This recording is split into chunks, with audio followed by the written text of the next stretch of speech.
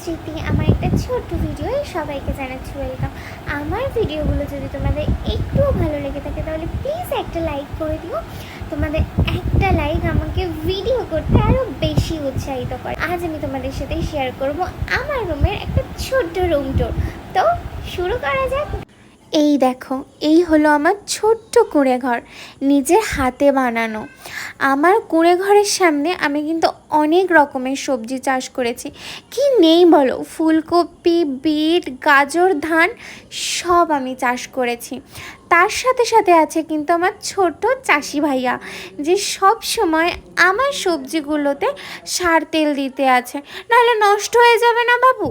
কি আর বলবো বলো তো, এই কলকারখানা আর এই হসপিটাল না, সমস্ত নোংরা আমার ধান ক্ষেতের পাশে ফেলে। কিছু বলতেও পারি না।